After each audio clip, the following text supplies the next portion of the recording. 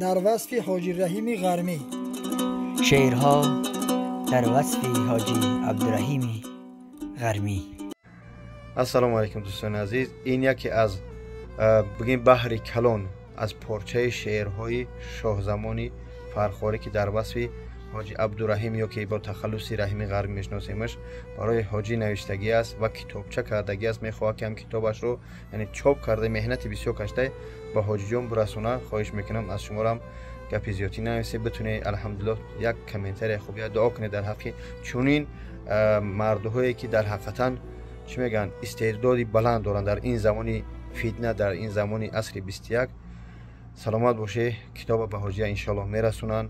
حرکت کنید شما یا لایک بذارید، ویدیو رو پنگ کنید تا به حاجی جان برسه و ان شاء الله دعوتش کنه کتابش بگیره. خیلی شعرهای با مضمون و خوب نوشتگی در وصف حاجی عبدالرحیم. خدا نگهدار. با دقت گوش کنید.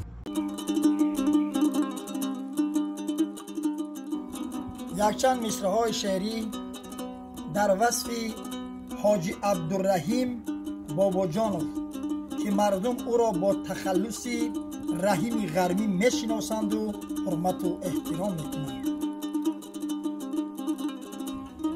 عبدالرحیم هستی با ناموس و عار، کشته‌ای بر والدانت دست یار. کردی صد آبادی اندر وطن، ای جوان مردی به ناموس دیار. عبدالرحیم نیکی چندان کرده ای، دستگیری بر یتیمان کرده ای. با سخاوتمندی به مثل خود، خلق دنیا را تو حیران کرده ای. عبدالرحیم حرفی تو با نرمی شد، نیکوکاری تو با دلگرمی شد. غرم را کردی چنان آوازدار، تا تخلصت رحیمی غرمی شد. عبدالرحیم در سخاوت نامدار، خیر و نیکی کرده ای بر هم دیار. کرده ای تو نیکی های بیشمار، دوست می‌دارد تو را پروردگار.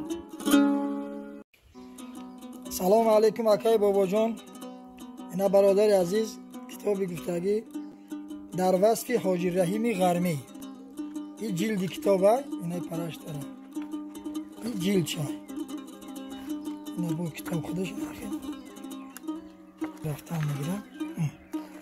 عبدالرحیم نیکی چندان کرده ای، دستگیری بر یتیمان کرده ای. با سخاوتمندی به مثل خود، خلق دنیا را تو حیران کرده ای. و همین سر می شود جشن. نه، این مجموعه در صفات نیکوکاری های مرد سخاوتمند عبدالرحیم باباجانov نوشته شده است. عبدالرحیم را مردم با تخلص رحیم غرمی می شناسند. بعد اینجا رفتم میگیرم.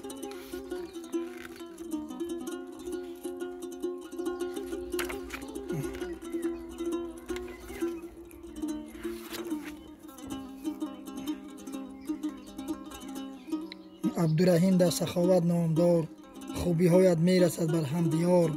خیر و نیکی کرده ای تو بیشمار، دوست می‌دارد تو را پروردگار. در حجی